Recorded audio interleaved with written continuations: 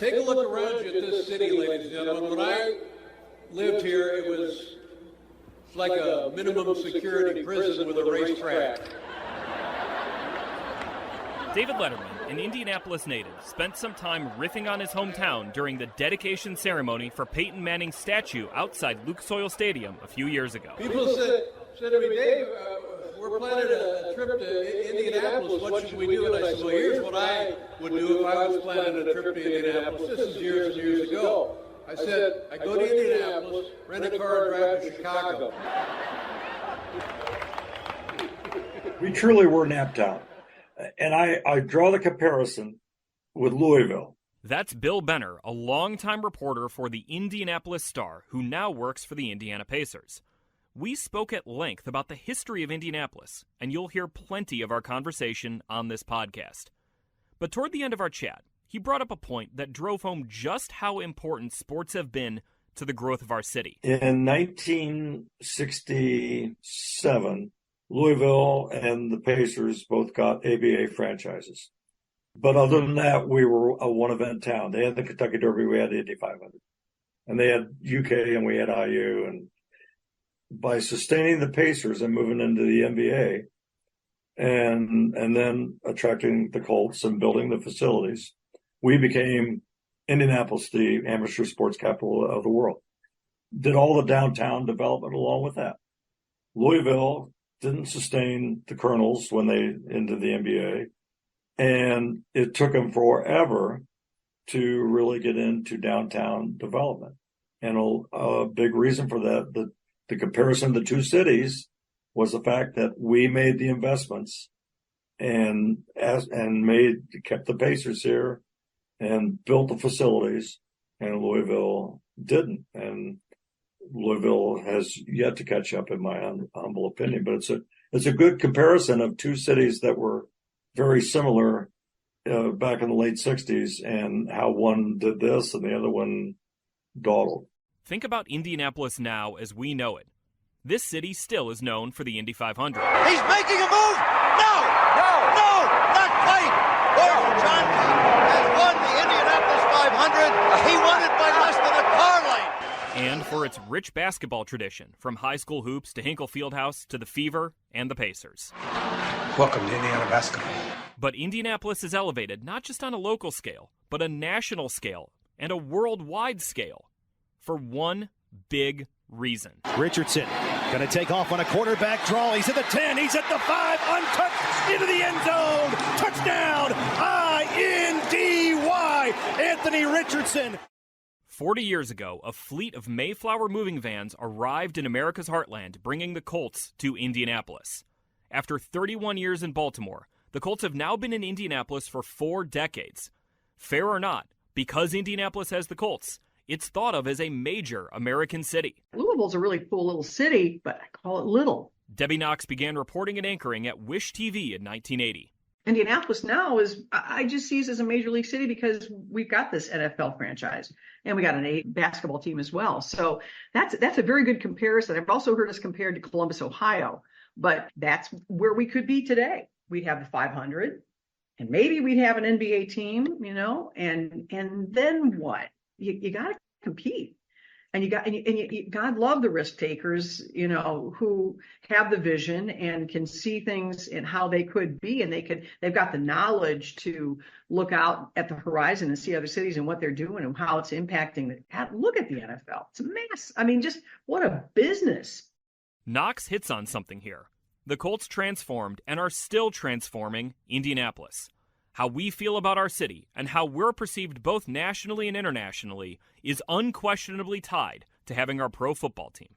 But the story of how the Colts got here isn't exactly straightforward. It took 2 mayors sticking their political necks out to use sports to develop a mid-sized midwestern metropolis's downtown. It took a Jerry Lewis-style telethon to save the city's pro basketball team. And it took building a state-of-the-art 60,000-seat stadium, despite not having a tenant, to even get Indianapolis a lottery ticket to become an NFL city.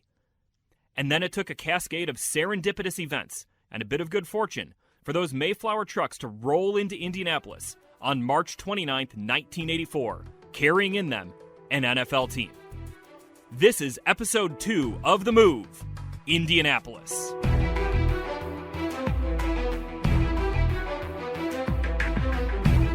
Indianapolis was established in the 1800s, but our story begins in the late 1960s.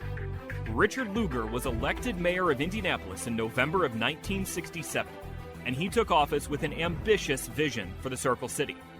His plan was called Unigov, and Lugar wanted to merge the governments of Indianapolis and Marion County into one single municipal government. Ultimately, that meant 10 suburban towns were absorbed into that singular government, which boosted the population of Indianapolis to nearly 750,000 residents by 1970.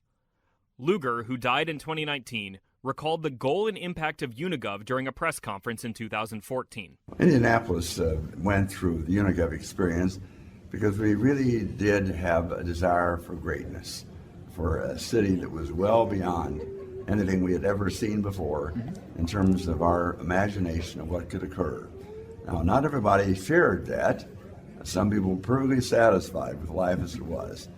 But ultimately, a majority of people were very excited about being the best or vying to be the best.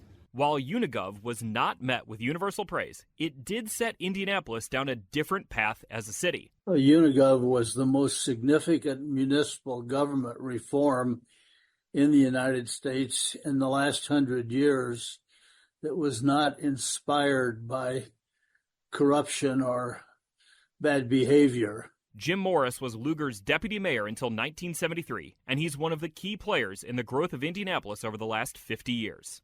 So when Unigov took place, overnight, Indianapolis went from being, in terms of population, went from being the 30th largest city in America to the 9th largest city. And now it was a bit of a fiction, but we went from 80 square miles to 402 square miles. We became the 9th largest city in America between Baltimore and San Diego. So suddenly, when a list of the top 10 cities was published in the Almanac or in any publication, Indianapolis was on that list. After Unigov, Lugar, Morris, and the local government set their sights on revitalizing and growing downtown Indianapolis. Even with adding all those outlying Marion County communities and neighborhoods, Lugar's administration understood downtown was the one area of the city everybody could use.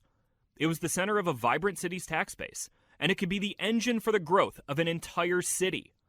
And one of the major catalysts for setting Indianapolis on that upward trajectory was its pro basketball team, the Indiana Pacers. And it's all over! The Pacers are the ABA champions for the second straight year, and for the third time in Bobby Leonard's 5-year tenure, the Indiana Pacers have won it. The same year Lugar was elected mayor, the Indiana Pacers began playing as a charter member of the American Basketball Association, that old upstart challenger to the NBA with its trademark red, white, and blue basketball. The Pacers dominated the early years of the ABA, winning 3 championships in the league's first 6 years of existence. But the Pacers played at the Indiana State Fairgrounds Coliseum, a small arena located on 38th Street north of downtown. That's where not only the Pacers played, but most events that came through Indianapolis took place. The Coliseum was big, but downtown not quite so much. Jimmy Matus is a local native and a longtime Indianapolis radio host. It was a little sleepier, not as much going on downtown. But there was still lots going on, and the Pacers were a big part of that. But back then, I used to go to their games at the Coliseum. As a matter of fact, the very first concert I ever went to, I think I was 14, and it was at the Coliseum. And it was the Jackson 5, and their opening act were the Commodores. Around the same time as the Pacers were thriving, though, the Indiana High School basketball tournament moved from Butler's Hinkle Fieldhouse in Indianapolis to IU's Assembly Hall, about an hour south in Bloomington. Ticket demand had outgrown Hinkle Fieldhouse's capacity, and for the 1971-72 season, the tournament left Indianapolis. And Lugar, he, just like about everyone else in this state, was a huge basketball fan. He wanted to build a proper venue, not only to house the Pacers, but to bring the state's fabled high school basketball tournament back to Indianapolis. When the idea of an arena was initially floated, some people wanted to put it out off of I-65 near where Lafayette Square is today. And that's when Dick Lugar said, no, no, no. If we're going to do this, it has to be downtown because it has to be that catalyst for future downtown development. Lugar got his way. On October 20th, 1971, with a 9-figure contribution from the city, ground was broken on a 16,000-seat arena on Market Street in downtown Indianapolis. 3 years later, Market Square Arena opened its doors as one of the largest arenas of its kind in the United States, and it gave Indianapolis its first top-tier venue for sports, concerts, and events. And it gave folks a reason to be in downtown Indianapolis. Dick Lugar was the first one to recognize that downtown needed to be far more vibrant than it was. Quite honestly, we only had 2 or 3 restaurants. People at 5 o'clock, downtown shut down, and people scattered to their homes in the suburbs. From 1974, when Market Square Arena opened, through 1986, more than $1.6 billion were poured into downtown construction projects in Indianapolis, according to a 1986 article in the Los Angeles Times. Office buildings, hotels, restaurants, and shops sprung up. The 160,000 square foot Indiana Convention Center was also completed in 1972, and that's another key part of the vision for Indianapolis. Market Square Arena would host Elvis Presley's final concert in 1977, and in 1978, the owner of Indianapolis's professional hockey team, the Racers, who also played at Market Square Arena, made an audacious move. For a remarkable fee at the time of $1.75 million, he signed the top junior player in Canada, a 17-year-old by the name of Wayne Gretzky. Gretzky played 8 games for the Indianapolis Racers, and he took classes at Broad Ripple High School before the team's financial situation led him to be sold to the Edmonton Oilers. But all of a sudden, downtown Indianapolis was a destination for locals and out-of-towners alike.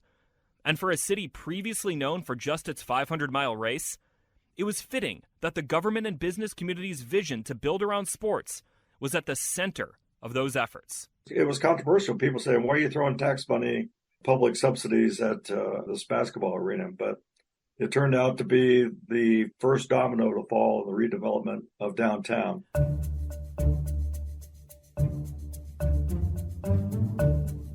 But the progress Indianapolis made after building Market Square Arena was not guaranteed. The Pacers had to sustain the success they had at the State Fairgrounds after moving downtown. Under legendary head coach Slick Leonard, the Pacers made the ABA Finals in their first year at Market Square Arena. But the Pacers, a few months after moving into their brand new digs, were in deep financial trouble. They asked the ABA for financial assistance just after Christmas in 1974. And though ownership vowed to keep the team in Indianapolis, not even half a year after setting up shop at Market Square Arena, there were already rumors the Pacers may skip town.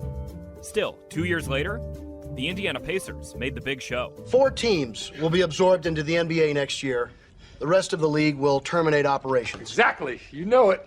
Wait, what did you say?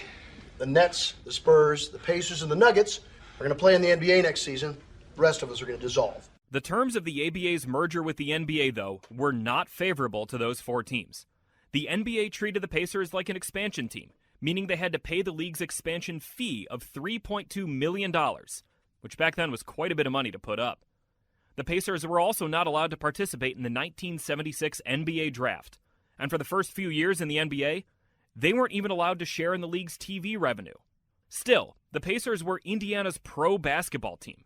Their move to the NBA, maybe with a little help from the Chicago Bulls, made sense both locally and nationally. They were very, very popular. Bill Benner began covering the Pacers for the Indianapolis Star in 1974, their first season at Market Square Arena. But then once they went into the NBA, George McGinnis left for the 76ers. Roger Brown got old. Mel Daniels got old.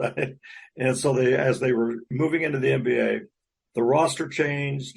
They weren't successful, and crowds dwindled, and they became less popular. You know, we all love a winner, and because of the financial hardships that the ownership was encountering, it was difficult to attract talent to the early NBA Pacers. The Pacers went 36-46 in their first year in the NBA, and their financial realities began to set in for the team's ownership. The top players from their ABA days were, one by one, sold off. Rumors the team would pick up and leave for greener financial pastures began to pick up steam. Arena Sports, a group of local investors who own the Pacers, made it known that without an influx of cash, they would either have to move the team or sell the team, with no guarantee the new owner would keep the Pacers in Indianapolis. In fact, the Pacers ownership group didn't even have enough money to meet payroll in the summer of 1977. The Indiana Pacers were on the verge of collapse. And this wasn't just a threat that the city would lose its basketball team. The threat was that if the Pacers left, a lot of the downtown momentum created by Mayor Lugar that new Mayor Bill Hudnut hoped to push forward would be halted. The Pacers, after they moved into Market Square Arena, they struggled when they moved into the NBA, and they had to have a telethon to sustain support for the franchise. With their sources for money dried up, the Pacers were all but out of options. Nancy Leonard, the team's general manager and the wife of Coach Slick Leonard, proposed a last-ditch option, a Jerry Lewis-style telethon, with the goal of selling 8,000 season tickets, which would give the team the influx of cash it needed to stay afloat. The telethon was called, in stark terms, the Save the Pacers Telethon. As Benner wrote in the Indianapolis Star on July 3, 1977, quote, "Either they sell 8,000 season tickets and survive, or they don't." This was quite literally a do-or-die moment for the Pacers. And, in reality, it was a do-or-die moment for professional sports in the city of Indianapolis. Miraculously, it worked. Nancy Leonard grabbed the mic with tears in her eyes just as the clock was about to strike midnight on the Indiana Pacers. They were at 8,028 tickets sold.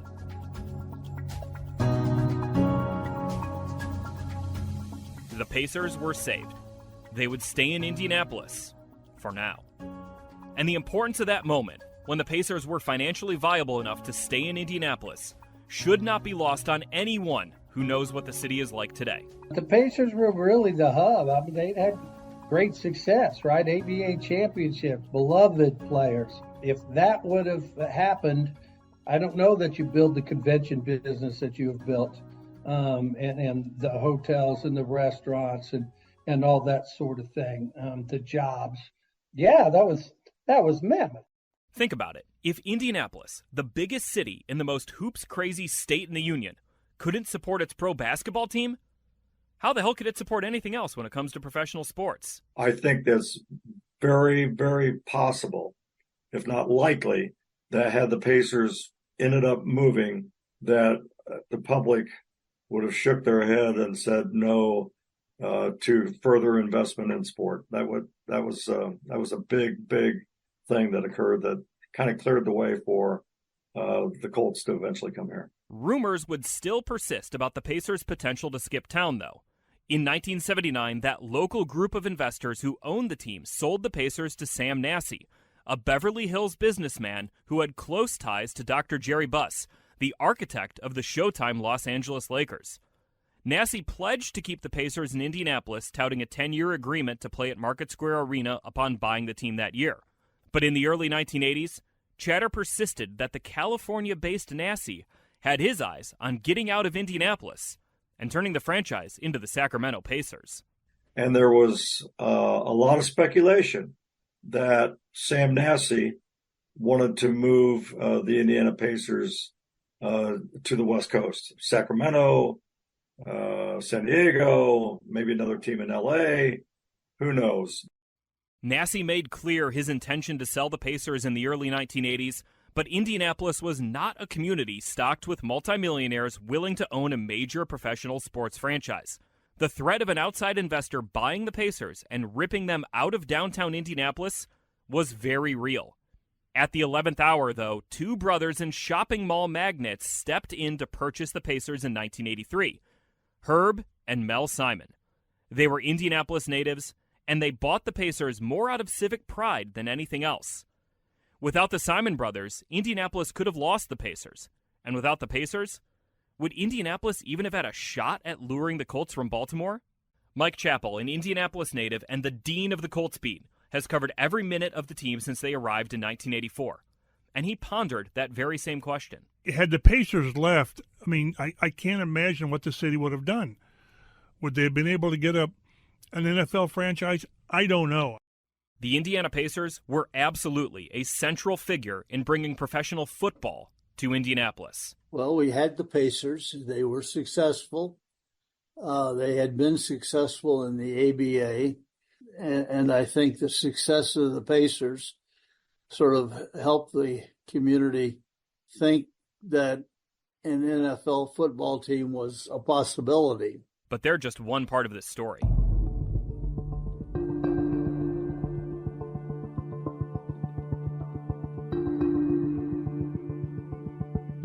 Toward the end of his second term as mayor, Richard Lugar announced he'd run for a U.S. Senate seat in the 1976 election. He won that race, by the way, and he represented Indiana in the Senate all the way until 2013. That left a decision for Indianapolis voters in the 1975 mayoral election between Robert Welch and Bill Hudnut, the 6'6" former pastor at Second Presbyterian Church at 7700 North Meridian Street. Hudnut's vision for the city was not only aligned with Lugar's, it was even more ambitious. He prevailed, defeating Welch by a margin of about 12,000 votes. Welch was himself on board with Indianapolis using sports to revitalize its downtown. We'll get back to him later.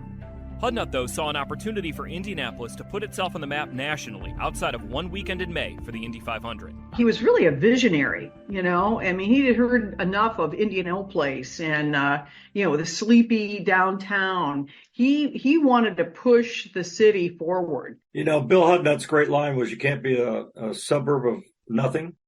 With the Pacers' stability ensured in 1977, Hudnut, in tandem with the local government and business community, turned Indianapolis' attention to the city's next step in building around sports.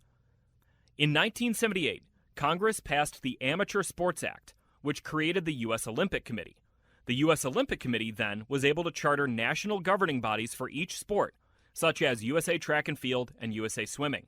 And Indianapolis saw an opportunity to become a destination for those sport-specific governing bodies. The Amateur Sports Act, which was kind of the impetus for this, was passed, and shortly thereafter, this group of community leaders formed the Indiana Sports Corporation, a nonprofit, with the mission of attracting both amateur sports federations and amateur sports competitions, national championships, you have it. But just because Indianapolis wanted to become a destination for amateur sports governing bodies and tournaments didn't guarantee that vision would come to life. The city had to construct state-of-the-art facilities to become, as it desired, the amateur sports capital of the world. They also had, again, to invest in facilities. And so they built the Auditorium. They built the Michael Carroll Track and Field Stadium at IUPOI. They built a velodrome out off of 38th and Cold Spring. They turned Eagle Creek into a world-class rowing course. The investment on those facilities culminated with Indianapolis hosting the U.S. National Olympic Festival, a showcase tournament for athletes between Summer Olympics years, in 1982. Later, in 1987, Indianapolis hosted the Pan American Games, becoming just the second U.S. city to host the tournament, along with Chicago in 1959. Nowadays, Indianapolis is home base for several major amateur sports governing bodies, like USA Gymnastics, USA Track and Field, USA Diving, and the NCAA. Lucas Oil Stadium even hosted the U.S. Swimming Trials this year. But at some point, as Hudnut and the movers and shakers in Indianapolis were eyeing becoming the amateur sports capital of the world, a greater ambition took hold. How about we, Indianapolis, take the momentum we've created by investing in sports and become an NFL city? You could just see it was on an upward course because they had people back then, the David Fricks and Mayor Hudnut, that they realized the drawing power and, again, the national clout that sports can give a city, can give an area community. In the late 1970s, Indianapolis had plenty of football fans. They were just fans primarily of the Cincinnati Bengals, who played 2 hours to the southeast, or the Chicago Bears, who played 3 hours to the northwest. It was similar to the mix of Reds and Cubs fans the city still has to this day. There was a clamor for it. People wanted it. This was a football town, just didn't have a football team. Indianapolis was known to the NFL back then, too. Robert Welch, who lost the 1975 mayoral election to Bill Hudnut, was on then-Commissioner Pete Rozell's radar by the late 1970s. The Indianapolis Star reported in April of 1978 that Welch, along with a handful of other businessmen, were in contact with the NFL. Sources told the Star that if a stadium were built in Indianapolis, the chances the city would get an NFL franchise would be very good. And, quote, a bubble-top stadium would make them nearly 100%. In May 1978, Welch hosted several NFL owners, team presidents, and general managers at the Indy 500. Among the league's dignitaries were the Chicago Bears' George Halas and the Dallas Cowboys' Tex Schramm, both of whom rode in the pre-race celebrity parade around the track. Schramm told the Indy Star after the race, quote, Indianapolis certainly exhibits all the ingredients for an NFL franchise city. It's a great sports town with great leadership. But those ingredients had to come together in the form of a new stadium. Indianapolis in 1978 didn't have anything close to the kind of venue required to house an NFL team. You had to make the investment. You couldn't have them playing Butler Bowl. Rubbing elbows and making grand promises with some of the NFL's most influential decision makers was not going to get Indianapolis an NFL team. More importantly, for Indianapolis to build a stadium that could attract a franchise, someone or someones had to secure the funding. That meant getting some money from private investors, of course. But it also meant needing funding from the two words every citizen and politician dreads: new taxes. And this is where the stories of the Indiana Pacers and Bill Hudnut's vision for the city converged to create an environment where the city of Indianapolis could build a domed stadium without any guarantee of having an NFL tenant.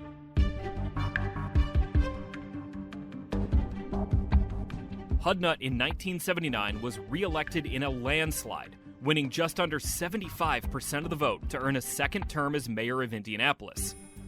With the city not only supporting its lone top-flight sports team, the Pacers, but also its mayor, Hudnut embarked on his most aggressive initiative as mayor.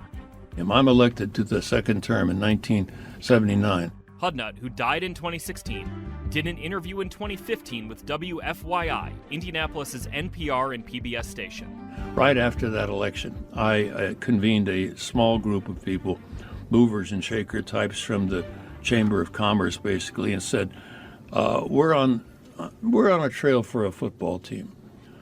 And in order to do that, we've got to get a stadium. And in order to get a stadium, we've got to get the money. After directing investments into facilities with the goal of making Indianapolis the amateur sports capital of the world, Hudnut turned his sights to building another world-class facility, a 60,000-seat domed stadium built as an extension of the Indiana Convention Center, but really as a way to attract an NFL franchise. The plan was not universally well received. Debby Knox, the longtime Indianapolis news reporter for Wish TV, arrived in 1980 right as the plan to build the Hoosier Dome was being hatched. When they first started talking about building the dome and all that sort of thing, and you're kind of like, yeah, right, okay, you don't have a team, really? What's this going to look like? There was some resistance to that because it was going to cost money and people were going to have to contribute, tax dollars and things like that. So here's what Hudnut and the movers and shakers were up against. They wanted to build a stadium using public money with the goal, but not the guarantee, of attracting an NFL team. Imagine if Indianapolis never wound up getting the Colts and then got passed over when the NFL expanded in 1995. The Hoosier Dome would have hosted stuff, yeah, sure, but it would have been a political disaster for Hudnut. Team, of course, if we hadn't gotten a team, this was the big risk for me politically. It would have been Hudnut's white elephant and what an idiot spending $80 million of taxpayer money, which was not true, in order to build a giant Taj Mahal where nobody was doing anything. As we used to say at the time, I didn't think about the political risk too much then because I thought it was just a great idea and no guts, no glory. The plan was hatched to fund the stadium through an 8-figure donation from the Lilly Endowment, as well as $5 million from the Krannert Foundation, and, crucially, a 1% tax on food and beverages sold in Marion County. Think back to the early days of the Lugar administration before Unigov, when downtown Indianapolis had just a couple of restaurants.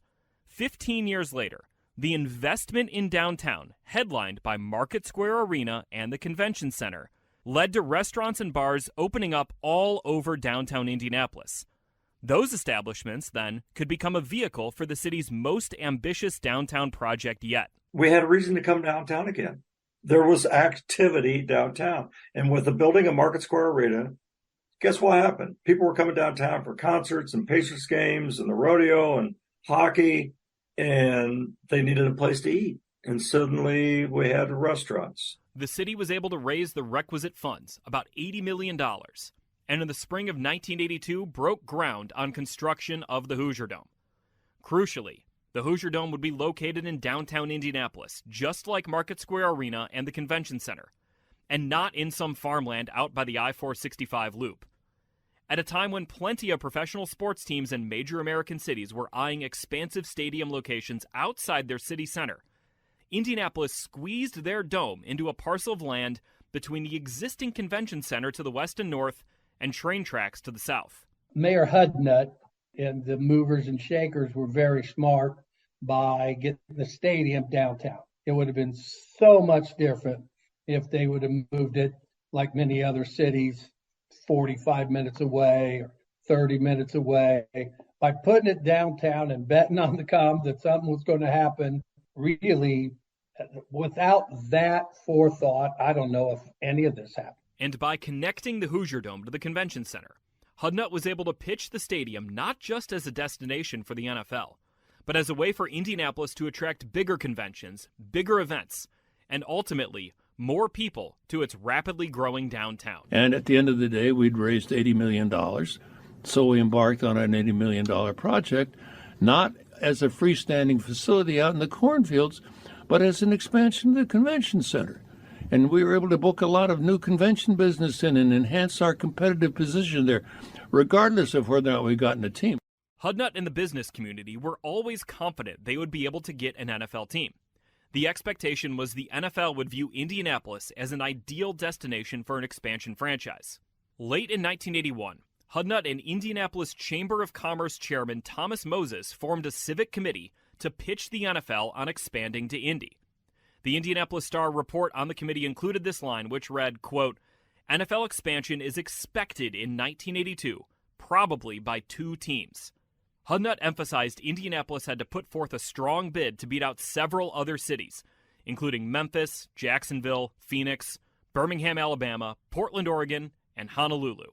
What those cities didn't have, though, was a state-of-the-art facility for a team to move into.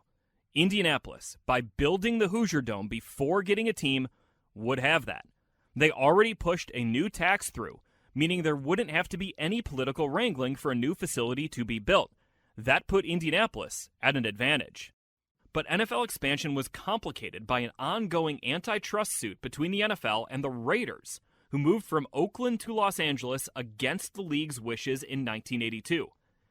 That litigation had to be put to bed before the NFL would consider adding any more teams. Eventually, the Raiders did prevail in court. They could move to Los Angeles. That would turn out to eventually be good news for the city of Indianapolis, as it cleared a barrier for teams looking to relocate, like, a few years later, the Baltimore Colts. But in that moment, it changed the NFL's tune about expansion, throwing cold water on Indianapolis's hopes of getting a team in the near future.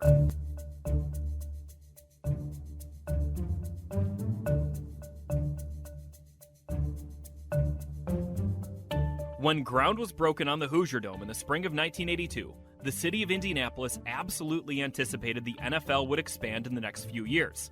But on January 29, 1983, the Indianapolis News reported that NFL Commissioner Pete Rozelle said, quote, expansion, because of the legal uncertainty in today's climate, is not paramount with the NFL today. Rozelle's reasoning for putting expansion on hold, the Indianapolis News reported, was the prospect of Congress passing legislation that would prevent another Raiders situation where a club relocates without the league's authorization. Rozelle said, quote, we have to be sure that the teams we award to expansion cities stay put. In June of 1983, Dan Rooney, the president of the Pittsburgh Steelers and a member of one of the league's most influential ownership groups, came to Indianapolis to tour the Hoosier Dome. He told the Indianapolis News the city's bid for an expansion NFL franchise was, quote, on hold, pointing again to the ongoing Raiders suit. He praised Indianapolis' efforts, though, but he mentioned 5 other cities that were also vying for a team: Phoenix, Memphis, Birmingham, Jacksonville, and Montreal, Canada. We knew we were taking a bit of a risk. I don't remember very well the exact conversations about Pete Rozell's decision, but Bob Welch had been encouraged by all the owners of the Bears, the owners of Pittsburgh, and several other franchises that we will get this done. But, it was never over until we had a deal. In the same news article, Robert Welch expressed confidence Indianapolis would still get an NFL team, maybe as soon as 1985. But he also pitched the Hoosier Dome as a host to big-time college football games, as well as the home of the Indiana high school football playoffs. By the summer of 1983, the Hoosier Dome, which was still under construction, had already booked 2 big-time games: a preseason NFL game between the Chicago Bears and Buffalo Bills in August of 1984, and a Notre Dame versus Purdue college contest that September. And to be fair, the Hoosier Dome's ability to host things other than an NFL team was part of its appeal. That multi-purpose use was a significant part of the pitch to citizens from city's leadership. It was sold. It was sold hard. It was sold effectively. That was all part of it. Look, we've got this big extra space we're going to have, and the firefighters are going to come in, and different groups, and this is going to be great for the convention center. And that was obviously part of the whole selling point too. And it was true. I mean, they could use that space for that sort of thing. So I think they knew that was what they had to say, and it was true. That's how that space could be used. It made it easier to swallow because people were being asked. I mean, there was a tax that was put into place, and people, eating out was going to have to, pay for the building of this thing. But that's exactly how it came down. And as you sat back, you thought, okay, well, that makes sense because the football team wasn't there at that point. Still, from a political standpoint, you don't build a massive domed stadium with public money just to host conventions and concerts and events and the occasional novelty of a college football or NFL preseason game. While publicly the stadium was sold as an expansion of the convention center, privately, Hudnut knew just how big of a risk he was taking. People question, why are you building a stadium when you don't have a guarantee of a team to play in it? The biggest thing was, you guys are building a stadium. You don't have a team. You don't have a team. Are you nuts? They were nuts in a very sharp way. You don't have so many tractor pulls and concerts for that, but it showed you the foresight of the city movers and shakers to say, we're going to do whatever we can to get a team here. While some residents may have grumbled about the construction of the Hoosier Dome with public money, this is where Hudnut's popularity and politicking skills came into play. They just moved ahead. They were bound and determined. So, the few voices that there were, to stand up to that was pretty tough because Hudnut had lined up the business community, Dave Frick, CIB, everybody was on board. And I think the rest of the city was, I was stunned that we were going to build a Hoosier Dome without a football team. Really? What does that mean? I mean, how does that happen? He wanted Indianapolis to be on the map. It was time for us to do something other than, a few of our little hotels. And, we had the convention center as it was. And, he had been around enough. He had traveled enough. He had been around, with other mayors around the city. He could see what was happening. And it's like, put up or shut up, folks. And he just had that energy. He just embraced people. He could do that. He could manage people to get on his side. And I think that's what he did, because people were on board. And once that Hoosier Dome was built, man, we were cool.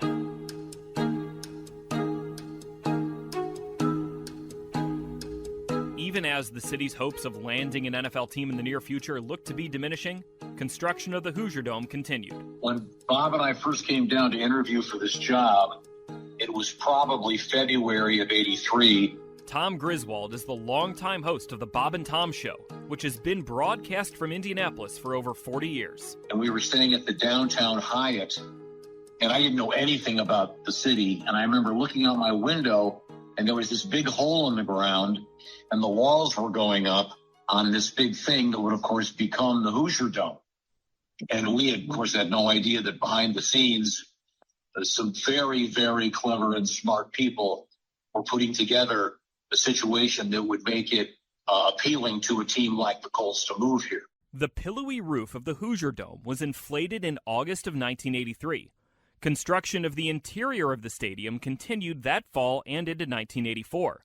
On the East Coast, there was chatter that the Baltimore Colts, who had been rumored to be on their way out of Baltimore for years by this point, could consider Indianapolis as a destination to relocate. Jim Irsay, now the owner and CEO of the Colts, remembers admiring the city's bold play from afar. And Indy just did something which is unheard of, is they built a new stadium, and back then a dome stadium, which there were very few of, and they didn't have a team. It's like, what? But while Indianapolis was known to the NFL for years prior to the construction of the Hoosier Dome, there was still this thought of, Indianapolis? Really? That's an NFL city? Rick Venturi was an assistant coach on the Baltimore Colts in the summer of 1983 when he drove his family from Baltimore back to his hometown of Pekin, Illinois. And of course, we came right through Indianapolis on 70. We came right through it. And I remember turning around to my 11-year-old son, Jason, and pointing to the Hoosier Dome, which was vacant. And I said, man, would this be a great place for a USFL team? Even locally, the thought of actually becoming an NFL city was a bit disorienting for Indianapolis residents. What they were selling hard is how great a thing this was going to be for the city of Indianapolis. I think a lot of people were just kind of like stunned. It's like, we're going to be an NFL city? We don't even have a Major League Baseball team. We did have the Pacers and stuff, but it was kind of like stunned. This is all a backdrop, though, to just how gutsy the plan was to build the Hoosier Dome. Maybe it could have succeeded financially by hosting conventions, concerts, and a few neutral site college football games. But politically for Hudnut, if the Hoosier Dome sat vacant on fall Sundays, he and everyone else knew it would have been a disaster. But the venture to build the Hoosier Dome wasn't just a risky thing to do.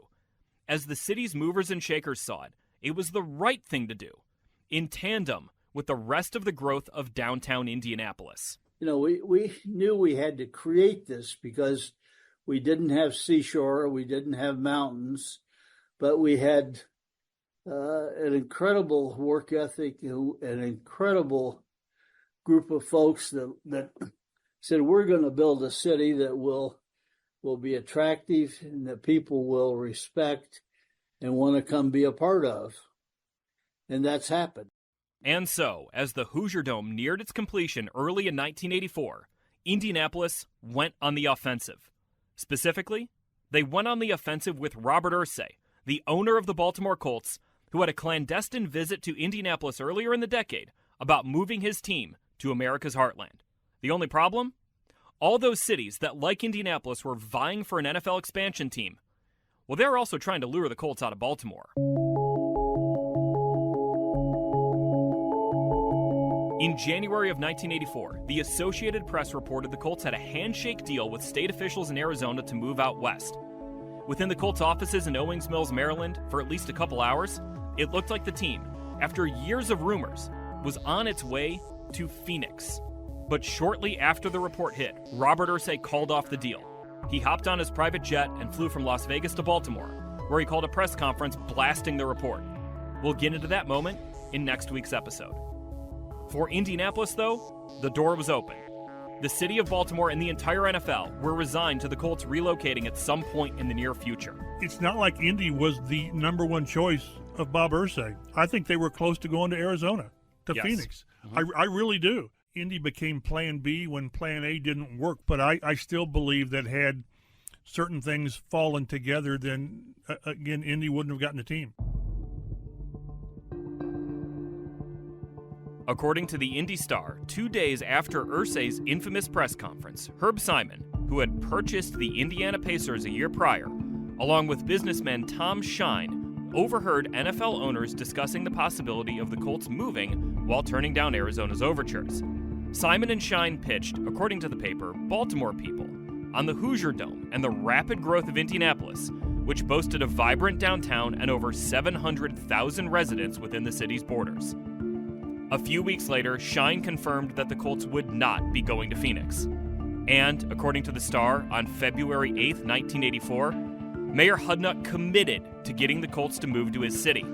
2 weeks later, he directed his deputy mayor and chief negotiator, David Frick, to, quote, go for it with gusto. Yeah, that's why I say I don't think there was a lot of build-up to this. It was sort of like, okay, all of a sudden, a late comer to the dance is Indianapolis. And again, fortunately, they had done the groundwork to be ready for that day when it came. Frick and Nick Frenzel, a local banking executive and former owner of the NHL's Pittsburgh Penguins, began negotiations with the Colts. Hudnut began working with his neighbor, John B. Smith, who happened to be the CEO of Mayflower, to make arrangements on how to move the Colts if Robert Irsay decided to pack up for Indianapolis. On February 23, 1984, Frick flew Robert Irsay to Indianapolis for another clandestine visit. This time, he was ushered to the brand new facility the city hoped his team could call home. They brought him in for a secret tour of the Hoosier Dome. And guess what had just been installed? The blue seats. And Bob Irsay walked in and went, "You did this for me?" I've used this word so many times. It characterizes that moment, and it characterizes the Indianapolis Sports Initiative. Serendipity. It was serendipity that the Colts, that Bob Irsay would walk in and see Colts blue seats that had been ordered long before the Colts ever knew that they were going to be in Indianapolis. Frick told the Indianapolis Star in 2014 that it was in that moment he realized Indianapolis was not just a bargaining chip for the Colts to get a better deal in Baltimore or somewhere else. They were a real player to land the team. On March 6th, the Colts sent another delegation to Indianapolis. This time, it was Jim Irsay and then head coach Frank Kush. And, Frank's like, Jimmy, for a hell's sake, we got to move to Arizona, because Frank was from Arizona. Call your mom and let her convince. I go, Frank, my mom's not going to decide this. I mean, for God's sakes, it's ridiculous. It's just, she has nothing to do with it. Like, it's his decision. Come on, Jimmy, we got to move to Arizona. So I call my dad in the morning. Dad, Frank and I are in Indianapolis. What do we do now? What are you doing in Indianapolis? What the hell is going on? I go, you told me to go to Indianapolis with Frank Kush right around 5 o'clock in the afternoon. And he goes, oh, okay, I'll call you back. Hudnut that spring flew to Honolulu for the NFL owners' meetings, where Irsay was not in attendance, but he did pitch other league owners on Indianapolis as a destination for the NFL. But when Hudnut arrived back in Indianapolis on March 21st, 1984, he saw a wire report that the Colts would stay in Baltimore for 1984. It wasn't true, Robert Irsay told him the next day. The Colts were still willing to move. Specifically, they were still willing to move to Indianapolis. But the Colts had been willing to move before, and this situation was incredibly volatile. They had been on the edge of their cliff in Baltimore for a while now. What they, and the city of Indianapolis, needed was someone or something to make them take the leap. Which brings us to the night of March 28, 1984. We'll tell the story of that fateful night, a night that made an indelible mark on two cities, on Episode 3 of The Move, Mayflower. Jim clears his throat, like he always did in those days. He always cleared his throat before he delivered. And I'll never forget it, what he said. He said, okay, men, he goes, the deal has been done. We're moving to Indianapolis tonight. The trucks will be here at 11. Yeah, they were stealing stuff right and left. Because it was mass chaos. The last person out, the very last person out was a gentleman by the name of Walter Katowski. Walter was the PR director. And he came out, and I'm paraphrasing, and said, guys, don't stand out here in the cold. They're gone. And he closed the gate. And that was it. If you pick a city outside the NFL, San Antonio, you tend to think less because they don't have an NFL team. Now, that's completely irrational. It's completely ridiculous, but we all do it. And so when Indianapolis shows up, you're like, how can they? They're not an NFL city. How can they take this team? The story of how the Colts picked up and moved in the middle of the night will be told on Episode 3 of The Move. The episode will be released on July 8th. Subscribe to the Colts Audio Network to download Episode 1 of The Move, which was released last week. Episode 2 of The Move was written and narrated by JJ Stankevitz and produced by Casey Valier. Amber Darrow, Dave Knickerbocker, and Matt Taylor contributed with research and editing.